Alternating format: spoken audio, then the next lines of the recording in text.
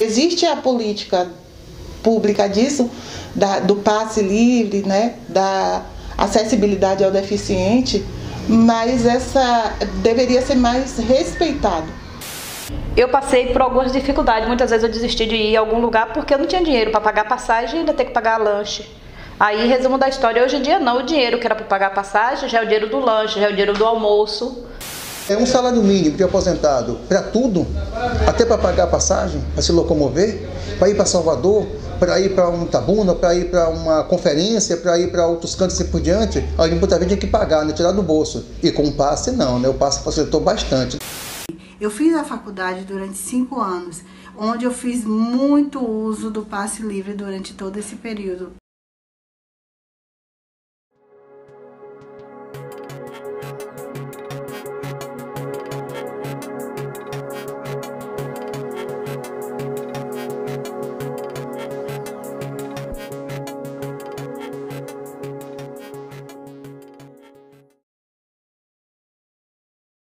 Em 2008, eu comecei a frequentar o Conselho Estadual do Direito da Pessoa com Deficiência, o COED, né? E lá a gente tomou consciência de que tinha uma lei, desde 2001, que é essa lei engavetada lá na Assembleia Legislativa, que foi uma lei para criar o passe livre intermunicipal. Nós participamos como conselheiros estaduais do direito da pessoa com deficiência, né? Em 2010 foi o ano que se consolidou a política do passe livre.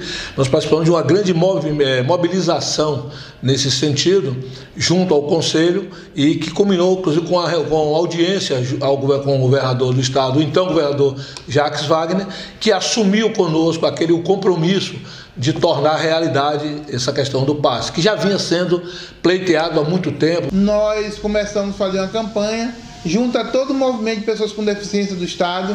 Foi uma mobilização muito grande para que chegássemos à aprovação da lei do passe livre.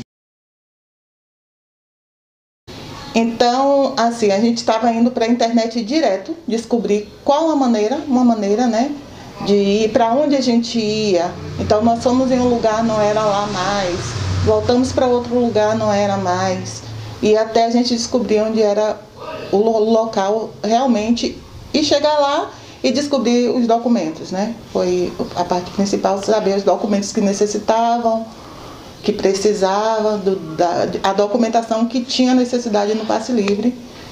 Passar também pela assistente social também foi um pouco difícil, né? Foi um pouco complicado no lugar que eu fui mesmo. Passar pela assistente social, são muitas perguntas, muitos questionamentos, e de uma coisa que está ali, está explícito que você tem uma deficiência física, né? Não vou negar não, teve dificuldade para poder a gente adquirir o passe. Foi muita luta, certo? Era muito burocrático, bastante. Precisava de laudo disso, papel daquilo, preencher uma coisa, preencher o formulário, passar por A, passar por B. Era muito, muito burocrático. E até o CRAS. Lá no CRAS, eu conversei com a assistente social e ela me deu o encaminhamento para me voltar novamente ao CAPES, para a psiquiatra preencher tudo direitinho.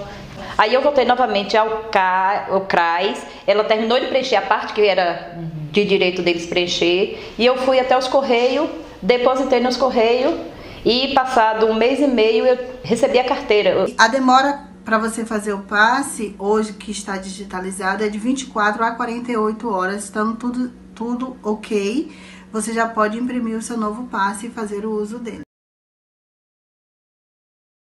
Nunca tive transtorno para tomar o transporte, para marcar passagem. Eu marco hoje, amanhã de manhã eu embarco. Às vezes eu chego até mesmo na hora. Procuro saber, tem passagem livre em que hora? E é liberado, eu viajo sem transtorno nenhum. Muito bom mesmo. Já em relação a usar o passe, a utilização dele, nos guichês das empresas, certo? Era muito difícil. E vamos e convenhamos, tinha muitos funcionários das empresas que diziam que o passe já estava preenchido. As 2 vagas já estavam preenchidas, que muitas das vezes não estava. Já briguei muitas vezes com as empresas, já fui até a Gerba, já prestei queixa na Gerba, já bati boca com funcionários das empresas porque não era verdade. Para poder, né, ter o acesso ao nosso direito. Quantos ônibus não tem a rampa para subir o deficiente, quantas pessoas têm que arrastar o bumbum do chão para subir, né?